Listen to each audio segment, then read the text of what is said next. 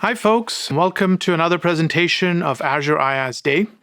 My name is Vamshi Komineni. I'm the Group Product Manager for Azure Blob Storage. Today, we're going to talk about Azure Blob Storage. So let's dive right in. So on the Azure Storage portfolio, we provide services for block storage attached to VMs. We provide file storage services for shared storage that you can use with your VMs or containers. And we provide an object storage service. What we're going to do in this talk is really focus on the object storage service, which is the canonical high-scale storage service of the set of services that we offer. Now, we'll talk a little bit about the unique features. We'll talk a little bit about the characteristics, give you some customer examples, maybe even squeeze in a demo there. And then we'll have some follow-up talks around analytics specifically. So let's talk about the characteristics of blob storage and how we talk about this, how we think about this, and how we invest in it. The first thing is scalability, durability, and availability. Blob storage needs to scale from a few bytes of data all the way to exabytes of data. It's where customers store vast amounts of unstructured data. So we are scalable, we're pay as you go, and you can really kind of go from very little data to lots of data in a short amount of time, and we take care of the infrastructure, the scale, and all of those things for you. Of course, that data has to be highly durable and available. We provide up to 16 nines of durability. We provide redundancy options that allow you to store data in a single data center, across multiple data centers, in a zone, or across multiple regions within a geo-region, or even specify your own custom replication through object replication. When you're talking about security and compliance, these are critical features of a storage platform, and we provide a host of features that make you secure by default and allow you to do things like provide your own encryption key, shut off access to the data from anywhere except your own network and things like that. We take care of all the compliance certifications against different industry needs, different national data residency needs, and many more. All of this data has to be stored in a cost-effective manner, especially with IT budgets being under pressure to do more with less. This is a place where the scale of blob storage allows us to offer you a very, very cost-effective platform with the automatic tools to manage that. So that's the next piece of it, which is really about comprehensive data management and the ability for you to set policy and have us move the data from you from very, very hot SSD tiers to all the way down to offline archive storage.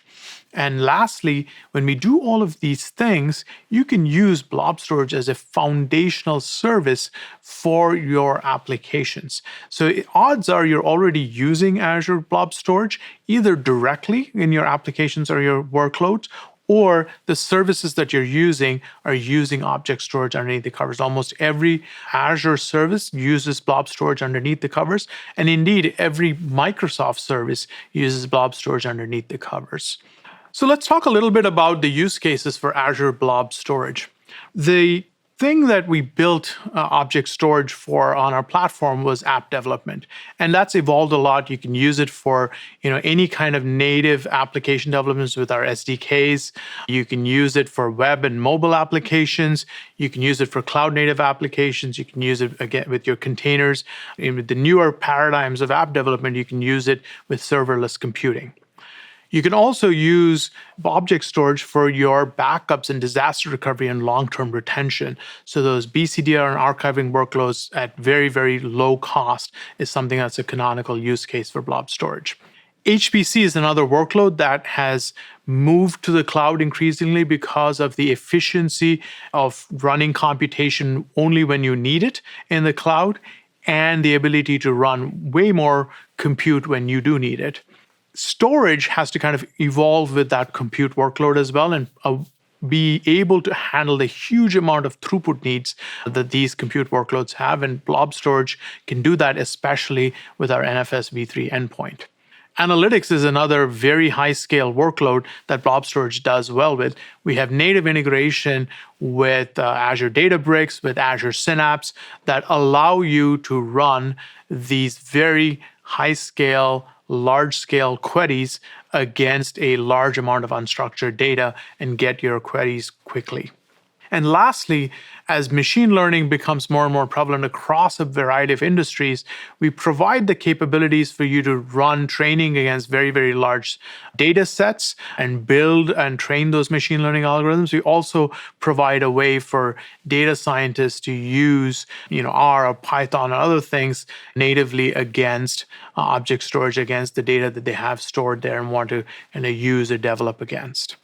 So now that we've talked about the use cases for blob storage, let's dive into some of the unique capabilities of blob storage. The first thing I want to start is by talking about this concept that we have of no data silos, or put another way, a multi-protocol single storage platform. What do we mean by that? The first thing is that all of your data is stored in one account with multiple protocols on top of it, and you don't have to move your data from one bucket to another just to access the data with a different protocol. And of course, we have a REST API, which is the canonical API that object storage systems offer, but we actually are able to offer a native analytics endpoint as well as a native NFS endpoint. How can we do that? What we've done is put a lot of time and effort into building a namespace layer on top of the flat object storage namespace. So you're able to do things like file folders, recursive folders, ACLs, POSIX semantics on top of the scale and durability and security of object storage. When you put those things together, we can actually offer you that HDFS compatible ADLS API endpoint as well as an NFS v3 endpoint in a simultaneous multi-protocol way with the REST API. So you can bring your data in from an application through the REST API. You can then mount that same data without moving it on an application VM that's running an HPC workload, or you can run your Databricks queries against that same data set, and you really have this single no data silo concept. This thing is flexible and extensible. For example, we're now announcing at this conference the ability for you to have a native SFTP endpoint against this data. SFTP is still a key part of many workflows for enterprises when sharing data between businesses or uploading data from remote sites. And historically, you had to kind of come into VMs that were running an SFTP service, then copy that data into object storage and copy it back to work on it, etc. You don't have to do any of that. With a couple of clicks, you can enable the SFTP endpoint. It's fully managed, and you can just have that running. You can use your existing SFTP clients. Everything works as it should. Let's actually go jump into a demo to look at this live. So let's start with the Azure portal. What I'm going to do here is create a storage account. Just to save us some time, I've filled in the subscription resource group account name and region. The SFTP capability can be accessed on the advanced tab. So the first thing you want to do is enable that hierarchical namespace we were just talking about. And once I do that, I can go ahead and enable SFTP. This functionality will be available for you at public preview in the portal as well. And you'll notice it'll say something like additional steps will need to be taken. And that's around the user account creation that we'll go to next. So that's about all I have to do. I can do create, validate and create the account. That takes a little bit to create. So let's switch over to an account that I've already created with SFTP enabled. You'll notice there's an SFTP tab now under the storage account settings. And in here, I can go ahead and add a local user. And what I can do is secure that local user with a password or with the SSH key.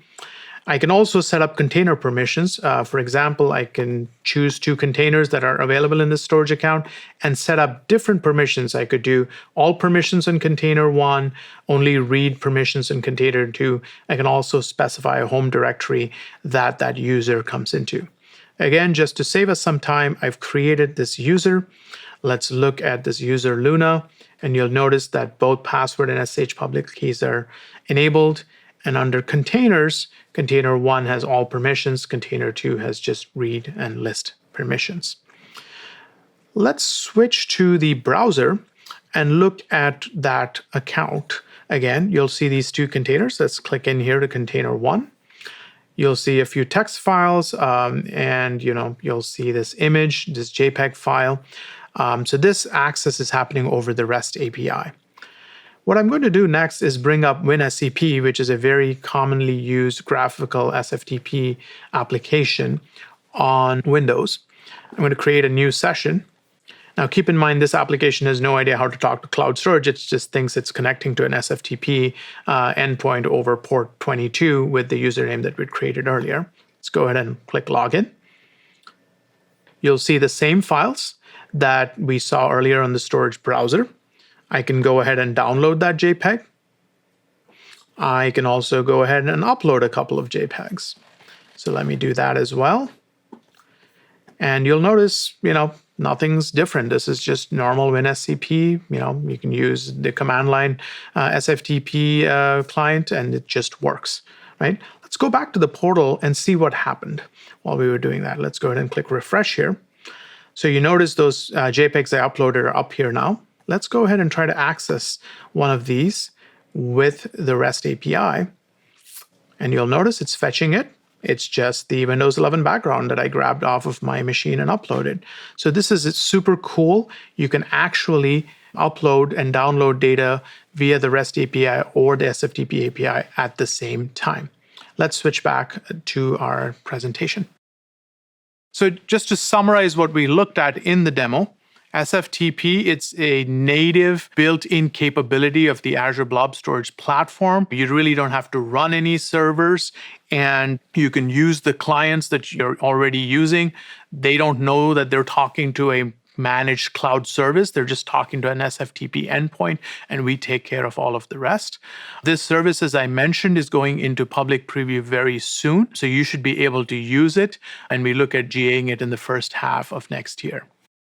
So let's look at some other capabilities, beyond the single data lake platform that we have. Security is a key thing we talked about at the beginning of the talk. In this increased environment of attacks against your applications, your data, the threats of ransomware and things like that, it's important that your data is very secure. Now, we provide a huge host of security capabilities that we won't be able to get into in this talk. But one of the ones I want to really highlight is the kind of security posture and tracking and monitoring that only a cloud-based service can enable. We have a service called Microsoft Defender for Storage. Again, it's a single click to go in and enable against your storage accounts or all of your storage accounts.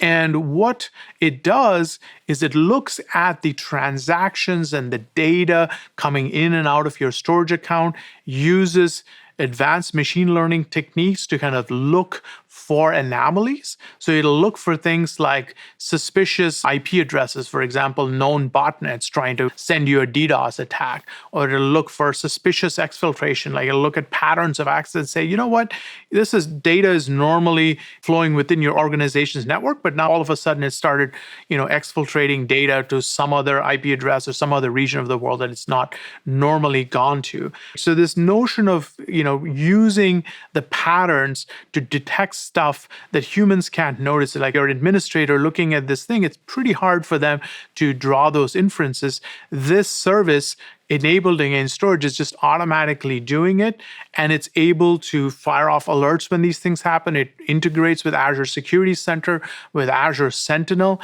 and just gives you this peace of mind that your data, which is the most critical assets that your enterprise have, are safe, and that Azure is constantly learning and adapting to the kinds of threats that are out there and protecting your data against those threats. Again, it's a very easy service to enable. We have a lot of customers who use this today at enormous scale, so I highly encourage you to check it out. So we talked about cost effectiveness. If it's not good if you can do all this capability, but it costs you an arm and a leg. IT budgets are increasingly, under pressure, and you're expected to be super efficient. One of the things that we can do at the scale that we can run at is give you a variety of tiers at different cost points, and the automation, the data management to move your data seamlessly between those tiers. So on the one end, we have premium blob storage and at $150 a terabyte. And at the other end, in the same sort of substrate, we have archive storage, is just offline storage, at $1 a terabyte a month. And you can use premium storage when you need low latency, high throughput, high TPS access to your data. We are the only cloud storage platform to have a fully SSD-backed object and data lake tier in the public cloud. You can move that data down to our hot tier. You can move it down to cool for long-term retention where it's still online. Or when you need to archive it for long-term retention, you can move it down into archive storage at a much, much lower cost point. So this is something that we believe is key. You can use this as a developer just by calling a set blob tier, or you can set up lifecycle management tools, policies and rules declaratively and have it work really well. So this is something if you're looking at cost effectiveness, please check this out. Not only is it competitive with the industry, it has some unique features that are not offered anywhere else. I also want to take a little bit of time to talk about what's new with Azure Blob Storage, like the last 6 to 12 months, what's coming over the next 6 months. We talked a little bit about NFS v3 and SFTP already, so I won't spend too much time there. NFS v3 is GA, it GA'd in end of June, and SFTP will GA in the first half of next year, but it'll be available for you to use very soon. Other things that we've done, we talked about data management and ease of data management. We released a feature earlier this year called last access time tracking. This is sort of the holy grail of data management, right? You want to be able to move data up and down tiers based on when it was last accessed. It's normally a tricky thing to track in a cloud scale, because to track last access time, you essentially have to do a write for every read. We've solved that with a bunch of optimization, and we're able to give you this last access tracking in your object storage platform and build your lifecycle management rules around that. So this, again, is a very cool feature that makes it very easy to manage your data. Another feature that's critical for security that we recently GA'd was object-level worm storage. This is the ability to make your data immutable against attack by any kind of ransomware. They can't encrypt it, it can't delete it. This capability you can enable on the whole account if you're keeping all of your data in a single account that needs compliance locks, or you can configure it at the object level or some stage in between. Object level worm is available with time-based retention as well as legal hold support. The last feature that I want to highlight is Blob Index. And this is a super cool feature for developers, for data management, for security. And the idea behind that is we've built platform capabilities that really allow you to have a secondary index against your object storage. So you can set a group of tags, key value pairs, against each object, and then run queries against those tags. And those queries are composable queries, so you can build some pretty complex queries. You can then use that capability for security, for attribute-based access control. You can use it in your applications to manage and quickly fetch data for users. You can use it for data management to decide which data to tier or which data to delete. So it's a very flexible capability, very powerful. Again, GA'd earlier this year. So if you haven't checked it out, we encourage you to check it out. Let me switch gears and talk about a few customer examples here that are using some of the capabilities I just talked about.